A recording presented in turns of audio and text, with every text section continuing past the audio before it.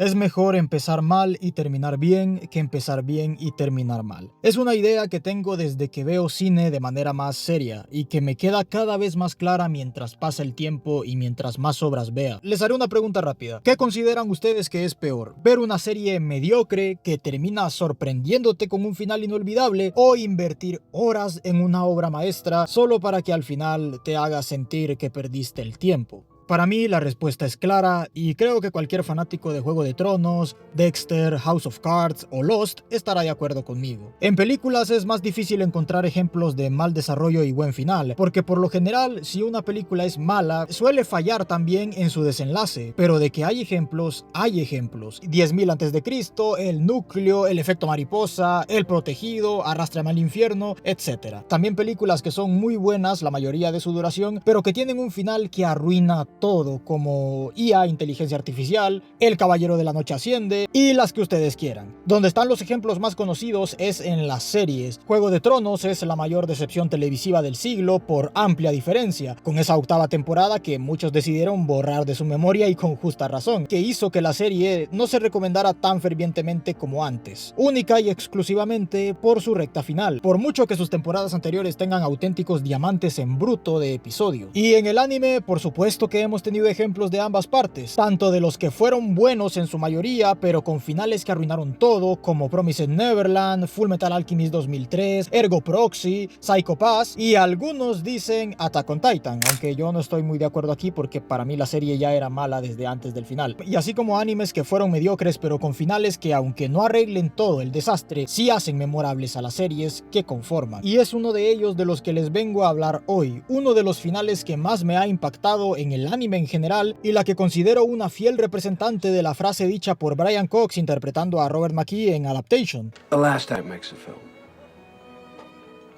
Wow them in the end.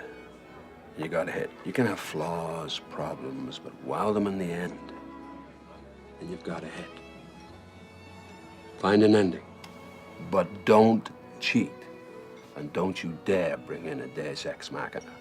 Me refiero a esa obra del asqueroso estudio TNK dirigida por un tal Keitaro Motonaga, School Days, y la importancia de tener un final impactante.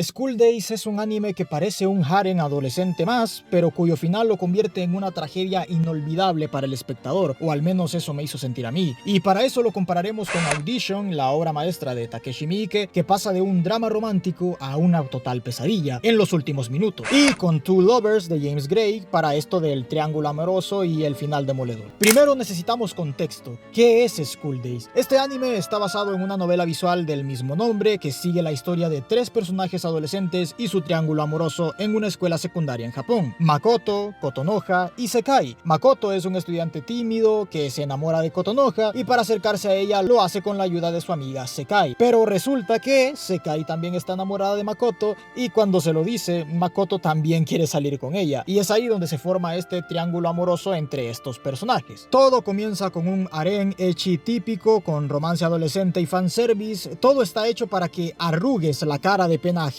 si no te gusta este género, como es mi caso, y para que te sientas en tu casa si es que te gusta. El punto es camuflarse lo mejor que pueda como un anime más del estilo, pero créanme que School Days, más temprano que tarde, comienza a dar tintes muy oscuros que terminan en la maravilla que es ese final. Del director Motonaga no tengo nada que decir, no es un nombre legendario en la industria, se ha dedicado a dirigir puro anime basura de acción harem del estilo, así que lanzo al aire con confianza la opinión de que School Days es su mejor trabajo. Este anime está producido por el estudio TNK, que es un estudio de anime mediano, conocido por hacer pura mierda, la verdad, cosas como High School DxD y Kitousen. Bueno, desde sus inicios se especializaron en adaptar visual novels, mangas de tono subido, nunca fue un distinto en la industria. Yo no me he visto estas series, que son lo más destacado de su catálogo por lo que busqué, así que por supuesto que hablo desde el mero prejuicio y de juzgar a un libro por su portada, arriesgada, pero no me pueden culpar por no querer ver esta basura. Su animación siempre ha sido inconsistente y pocas veces se sale del molde. Las únicas veces que ha destacado es cuando sirven como estudio secundario de soporte en la animación de otros proyectos originales de otros estudios más grandes, como por ejemplo ayudó en la animación de Cowboy Bebop, en la película de Cowboy Bebop, también en Planetes y poco más. Un estudio mediocre, siendo generoso, que dentro de su nicho, o sea, dentro de estas series hechas para fanservice asqueroso e historias harem y ecchi, con muchos personajes femeninos provocativos en el cast, obras con tono más erótico y romántico, con toques de acción, pues sí, sería un estudio que es uno de esos que yo llamaría el cáncer del anime, porque los estudios como estos son los que ensucian al anime con sus series asquerosas. Pero les tengo que reconocer que toman decisiones arriesgadas para sus series, porque tengo entendido que con su obra más famosa, que es High School DxD, hacen un giro de acontecimientos en una parte de la historia que cambia todo alejándose del material original. De nuevo,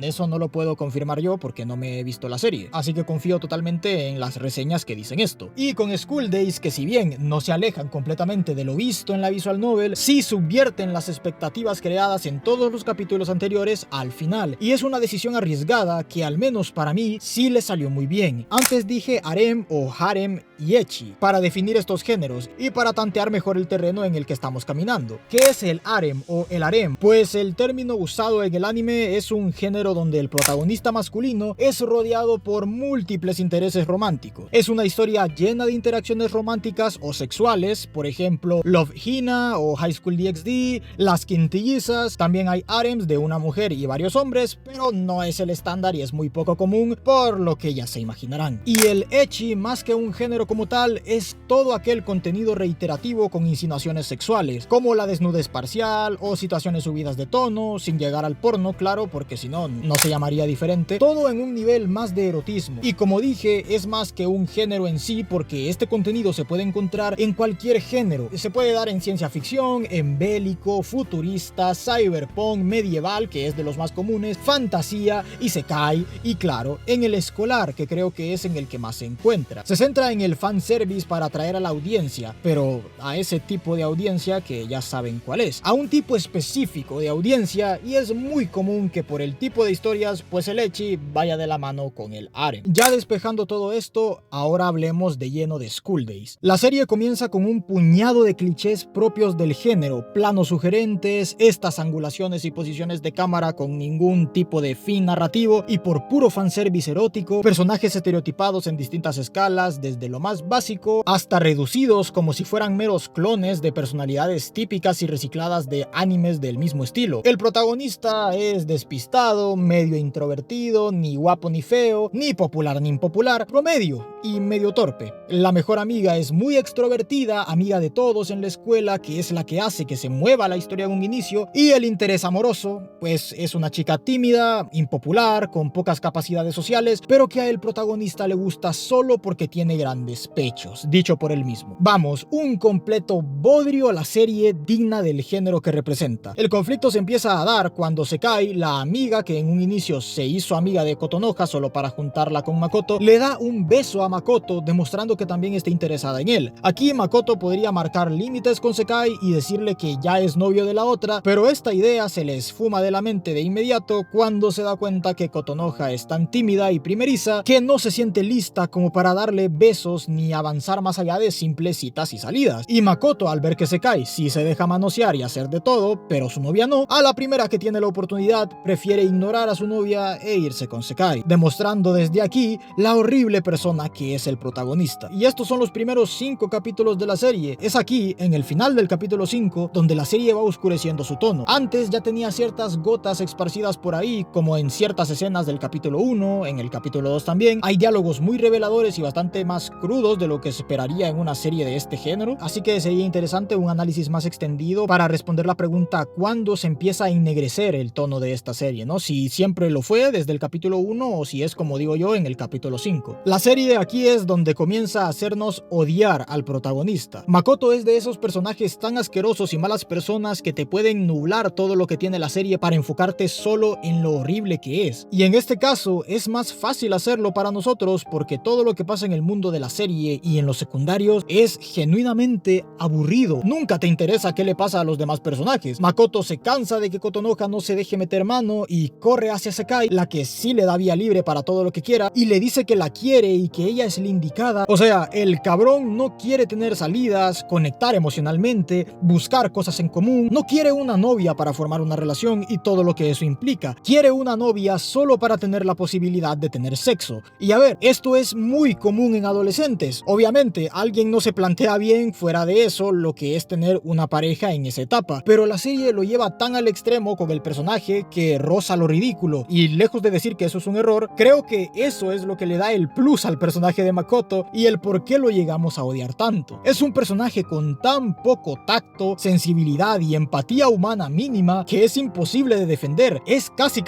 una parodia de esa mentalidad tan idiota que pueden llegar a tener muchos adolescentes en esa etapa, o más específicamente hablando, de esa mentalidad tan idiota que llegan a tener la mayoría de protagonistas de este tipo de series. Y es por eso mismo que para mí funciona. Luego de eso la serie se calma un poco y vuelve a ese tono telenovelesco con el triángulo amoroso siendo el centro de la historia, pero en los capítulos 9 y 10 es donde la serie nos da la segunda cachetada. Los personajes están organizando un festival escolar, así como se hace en todo anime escolar romántico adolescente del paradigma típico, y parece que se regresa a esa fachada de anime típico, ¿no? Con chistes infantiles, situaciones ridículas, conflictos con personajes secundarios irrelevantes, pero durante todo el festival la serie nos vuelve a dar la vuelta con Kotonoha siendo más desplazada, buleada, burlada, humillada y engañada por todos los demás personajes, llegando al punto crítico cuando es abusada por el amigo de Makoto. La escena no es explícita en video, pero el audio sí es muy claro con lo que está pasando. Esto también me gusta de la serie, que para los momentos más críticos no llega al punto de ser tan explícita en mostrarlo en la cámara. Nunca te pone un primer plano de lo que está pasando, ¿no? Te lo sugiere con la pura dirección y tú lo sabes. La serie es buena para contar sin ser tan explícita en esos momentos, en los momentos tan críticos como es esta, la escena de abuso a Kotonoha y la escena del final, ¿no? Con lo que pasa con Makoto. Sigamos. Kotonoha se va rompiendo poco a poco, mientras que Makoto se la pasa ya no solo con Sekai, sino que con todas las demás chicas de la clase. Aquí la serie pega un salto abrupto que medio rompe con el desarrollo del tono tan bueno que llevaban, dando solo indicios de a poco, ahora mostrando directamente en cámara a Makoto acostándose con todas las de la clase, una a una o varias a la vez, engañando tanto a Sekai como a Kotonoha. Y aquí es donde Sekai se empieza a poner en los zapatos de Kotonoha en un inicio. Llegamos al extremo donde todos los personajes están descontrolados y la serie deja de lado cualquier tipo de humor o chiste, solo siguiendo el cliché del harem, pero siendo más una serie escolar más dramática. Hay una escena donde todas las chicas de la clase se reúnen y se dan cuenta que fueron grabadas en el festival escolar acostándose con quien sea. Una escena muy oscura que de verdad parece sacada de Euforia, pero no, estamos en School Day. Y eso es lo que quiero rescatar de esta serie, no solo la secuencia final en sí, sino cómo su tono evoluciona también y de forma tan contraria en tan pocos capítulos. Va tomando cada vez más, no madurez, sino oscuridad, crudeza. Eso es lo que quiero decir. No quiero decir que esta serie se vuelve madura o se vuelve profunda, porque no es así. Todavía me parece muy estúpida y infantil en muchos momentos, incluso en las cosas que me parece que hace bien, pero lo que quiero resaltar es eso, el cambio de tono y la transición tan buena que da hacia ese final tan sorprendente, ese plot twist. La serie se vuelve más grotesca, más vulgar de manera muy incómoda, y esto no es un fallo para mí. Yo lo veo como algo completamente intencional y que el autor o director principal, quien sea de la serie, quiso contar un mensaje concreto usando esto. Y así sigue la serie hasta que llegamos al capítulo 11, donde tenemos la escena de Sekai dándose cuenta de que está embarazada. Pero en lugar de ver lo malo de la situación, la carga que significa tener un bebé a su edad, solo se alegra porque es de Makoto y con esto se lo va a poder amarrar, y Makoto busca a Kotonoha porque sigue sin tener ningún tipo de empatía. La serie llega a un tono tan crudo que cada escena era sufrimiento de cualquier personaje principal, hasta que Makoto le dice por mensaje con ninguna vergüenza a Sekai que Kotonoha conoce a un hospital bueno para que se vaya a abortar. Y aquí empiezan los 7 minutos en los que School Days tocó el cielo.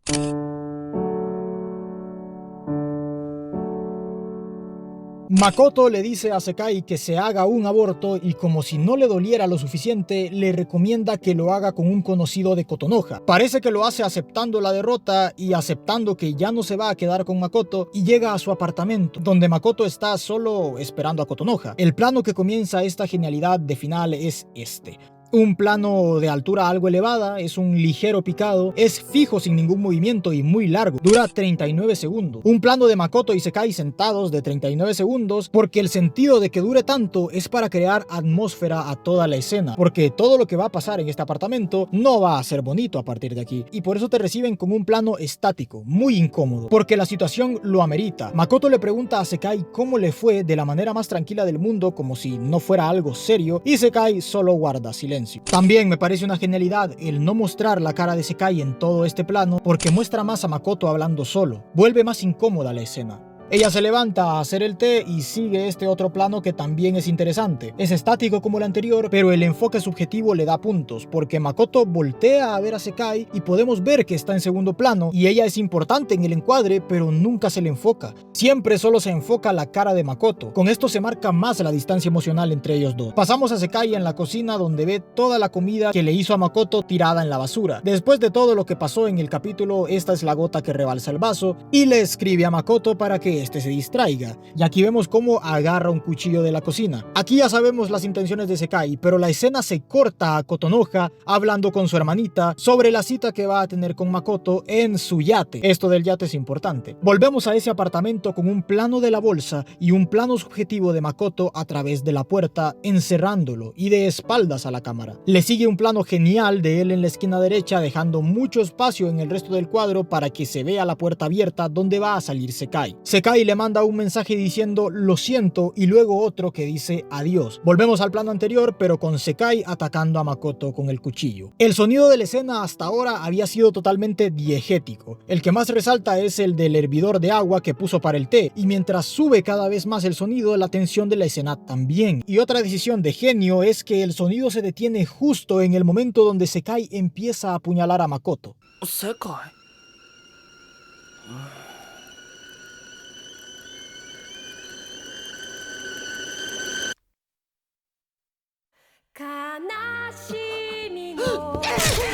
Aquí, después de un buen rato, volvemos a tener banda sonora en una de las muchas canciones que tiene la serie. Lo que dice la letra no lo voy a analizar a profundidad porque claro que la escuché y vi la letra por separado y es muy acertada con los sentimientos de Sekai en ese momento. Encaja muy bien, y aunque yo soy mucho de no gustarme las canciones en momentos de muerte de un personaje porque me parece un poquito exagerado y como que le ensalzan mucho, lo hacen muy melodramático, aquí sí supieron meter la canción, porque para eso nos dejaron tanto tiempo con puro sonido de fondo, para que la canción entre con fuerza. En cuanto a la dirección de la escena del asesinato, tiene sus más y sus menos. Su punto más fuerte es que no es explícita en extremo. Claro, sabemos lo que está pasando, pero no hay un plano detalle de las apuñaladas de Sekai. Son puros gritos ahogados de sufrimiento de Makoto por el dolor y planos detalle del ojo de él. Las manos de Sekai, la mano de Makoto ensangrentada manchando el uniforme de Sekai intentando hablar con ella antes de morir, que esto es lo que la detiene de seguir apuñalándolo, pero cuando ya estaba a nada de irse. Nos dan este plano retorcido de Sekai contemplando lo que acaba de hacer, y es una buena elección de plano porque venimos de puros planos cerrados que duran muy pocos segundos, de imágenes rápidas, y cuando pasa el momento de furia también el montaje se calma y nos da un plano más largo en duración. Sekai se da cuenta de lo que acaba de hacer y la cámara, con puro contraplano del rostro de él y el de ella, nos cuenta lo que está pasando, y el plano del ojo sin vida de Makoto, sin luz, que lo contrastan con el ojo de Sekai que sí tiene estos reflejos, contesta a los que le dieron al momento de cuando Sekai lo estaba acuchillando. Y el momento de genialidad en la dirección más importante que quiero resaltar es en esta escena, es que cuando Sekai se da cuenta de que Makoto ya está muerto, regresa el sonido del hervidor de agua.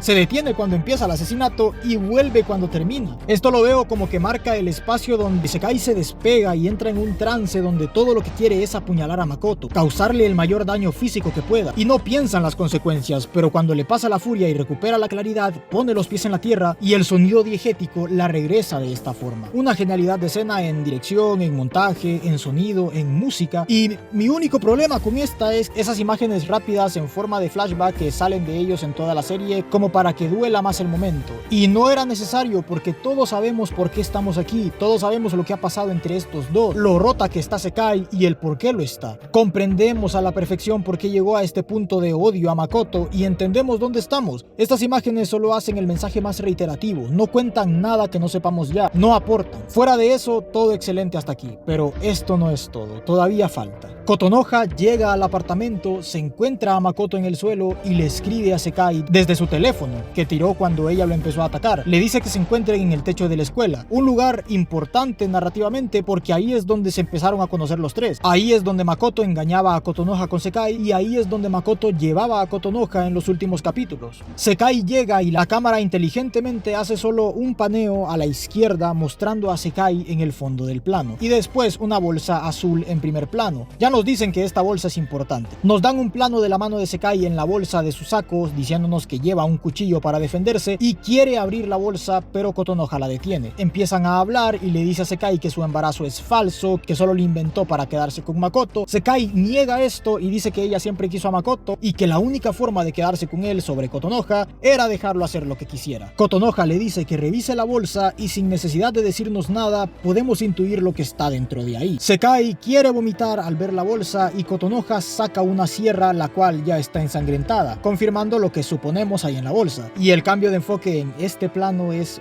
brutal. Kotonoha apuñala a Sekai en una exagerada lluvia de sangre digna de películas de samurái clásicas y Sekai muere al instante. Y me llama la atención que escogieron mostrar el ojo izquierdo de Sekai cuando muere, así como Makoto, como si quisieran mostrar el cambio de lugares que tuvo ella en este momento. Kotonoha empieza a cortar a Sekai con un sonido de fondo grotesco y la serie nos regala este plano horroroso en el mejor de los sentidos, que es un plano subjetivo del interior del vientre de Sekai, y terminando todo con el diálogo de Kotonoha diciendo que no hay nadie ahí. O sea, que le abrió el vientre a Sekai para confirmar si estaba embarazada o no. Enfermiza esta escena. Les recuerdo que es la misma serie de la que estábamos hablando, ¿eh? Antes de pasar a la última escena, aclaremos lo del embarazo de Sekai, que siempre me ha parecido interesante debatir. Kotonoha dice que no hay nadie ahí adentro y que todo era una mentira, pero Sekai llevaba embarazada muy poco tiempo, a lo mucho un par de semanas. Era imposible encontrar un bebé formado dentro de ella, pero ni siquiera formado a media. Así que, aunque fuera verdad que Sekai estuviera embarazada, Kotonoha no puede saberlo abriéndole el vientre porque en el tiempo que llevaba no era suficiente para que hubiera uno en primer lugar. Ahora, es posible que Sekai sí esté mintiendo, no lo veo nada alejado, pero personalmente y por lo que nos muestra la serie, pienso con toda seguridad que no es así. Para mí Sekai sí estaba embarazada de verdad porque hay escenas como esta donde ella está sola en su apartamento y le dan náuseas, dándose cuenta por primera vez que está embarazada. Ella estando sola y sin nadie que lo vea, no tiene necesidad de fingir náuseas ni dolores. Ahora, también puede ser que Sekai a partir de estas náuseas le viniera la idea de fingir que está embarazada. Empezó a fingir en la escuela y a convencer a los demás y quedarse por fin con Makoto. Son teorías que la serie nos da vía libre a formar. Lo brillante es que cualquiera de la que elijamos creer funciona. Tanto si Sekai estaba mintiendo, funciona porque el personaje haría algo como eso porque su arco trata de alguien que se deja hacer cualquier cosa para conseguir amor. Tanto como si sí estuviera embarazada, también funciona porque hace aún más horrible la escena de su muerte y más crueles los diálogos de Makoto diciéndole que abortara así como así. Así que aquí cualquiera de ustedes elijan qué les da más sentido.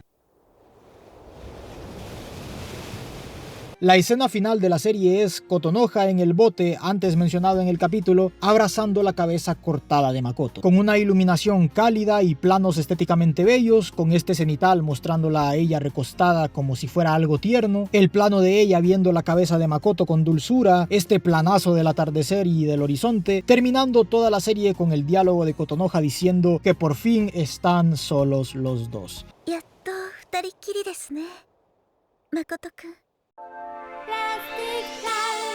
Una completa salvajada tratada de forma que parece sarcástica por la dirección y los planos. Y para rematar, el ending, la canción del ending así medio techno pop alegre después de lo que acabamos de ver, por Dios, es como el final de La Naranja Mecánica que te ponen Singing in the Rain después de todo lo que pasa en la película. A partir de aquí voy a dar spoilers de Two Lovers de James Gray y Audition de Takeshi Miike para comparar y mostrar lo que subvierte School Days y las cosas que hace bien o mal con ejemplos. Así que si no han visto estas películas, que les digo son joyas, son películas brillantes, pues ahórrense los spoilers, véanlas y vuelvan. Sáltense a este minuto del video para ver la conclusión y no se arruinen la experiencia de estas maravillas, sobre todo de Audition, no tiene desperdicio. Si no les importa y solo querían saber de School Days, bueno, adelante. Two Lovers se presenta como un drama romántico indie donde Leonard, el personaje de Joaquín Phoenix, sufre problemas emocionales tras una ruptura con su ex esposa. Un día conoce a Sandra, una mujer dulce y estable, y le dice que está loca por él y quiere conocerlo mejor. Al mismo tiempo conoce a Michelle, que es la típica vecina hermosa, volátil y seductora, el fetiche de la Girl Next Door, ya tan conocido. La película parece encaminarse hacia una elección romántica clásica entre dos chicas, pero al final subvierte el drama romántico al evitar el melodrama y centrarse más en la complejidad emocional del protagonista, que es un hombre roto, muy frágil emocionalmente y que en ocasiones se siente como un niño porque piensa con la cabeza de abajo, al igual que Makoto, ignorando a la chica buena, vamos a decirle, y siempre buscando a la sensual, extrovertida, rubia, inalcanzable. Al inicio podemos sentir lástima por él por su intento de suicidio y su situación con el divorcio, pero mientras más avanza y juega con las dos mujeres, vemos que realmente no es un hombre honorable para nada. Y el final de la película es brillante porque en lugar de una elección romántica clara, que es lo que esperaríamos de una película romántica de triángulo amoroso convencional, la película explora un final más arriesgado y más profundo. Porque cuando Leonard parece que se va a quedar con la rubia que tanto estuvo persiguiendo, decide escapar, compra el anillo de compromiso, paga los boletos de tren, prepara él solo una escapada romántica de ensueño para que ella solo le diga que no se va a ir con él, porque ella escoge a su otro amante casado, quien la estuvo tratando como segunda opción toda la película. Así como Leonard hizo con la otra mujer, con la mujer buena, ahora le toca a él. Leonard elige a Sandra entre lágrimas porque fue rechazado por Michelle. No es un triunfo romántico para nadie, es una resignación. La película rechaza esa catarsis típica del género, donde el protagonista elige la que él cree la mejor opción. Aquí le da su merecido a su egoísta protagonista, siendo un drama humano puro al final. A ver, ¿y qué tiene que ver todo esto con School Days? Pues que ambas obras juegan con las expectativas del público, porque School Days pasa del triángulo amoroso al harem a una total pesadilla. Two Lovers transforma el romance en un estudio sobre la soledad al final de la película. Mientras School Days usa la violencia para subvertir, Two Lovers lo hace con más sutileza emocional, pero el punto es que ambas desafían la idea de un final feliz. Ambas obras le dan su merecido daño, ya sea físico o emocional, a su protagonista y pone en claro que aunque simpatizaras con él en un momento, que dudo que alguien simpatizara con Makoto igualmente, él nunca fue una buena persona. Makoto es un antihéroe. Desde que empieza a salir con Sekai, o desde que le gusta a Kotonoha solo por sus pechos y sus ganas de meterla, esto para mí ya rompe con el arquetipo del protagonista harem, o al menos de los harems que se van por esta línea full ecchi con el objetivo de escoger a una al final, o a todas, quién sabe. Es egoísta, es antipático, es indeciso, es estúpido, es manipulador, es un sucio, es un puerco, impulsivo en todas sus decisiones, usa a Kotonoha y a Sekai para satisfacerse al mismo sin considerar lo que ellas sienten. Su comportamiento lo lleva a ese ciclo de traiciones entre varios involucrados que al final, sí, un poco exagerado, pero con cierta lógica, culmina con su muerte. Las relaciones en School Days todas son tóxicas, todas muestran cómo las fantasías románticas pueden derivar en tragedia, y con Audition tenemos algo parecido. Un viudo de mediana edad busca una nueva esposa para compañía y conoce a Asami, una chica dulce, joven, hermosa, que parece la mujer perfecta, pero en una audición falsa montada por él mismo. Todo parece cursi, con un toque de comedia, con citas, diálogos tiernos, escenas de ellos saliendo y compartiendo, contándose hasta sus problemas más personales y nada fuera de un romance común, vamos, hasta que llega al final de la serie y Asami se cuela en su casa para torturarlo con agujas y alambres cortándole el pie. School Days hace algo parecido. Incluso la escena de la tortura de Audition se parece mucho a la de School Days, salvando las distancias, claro.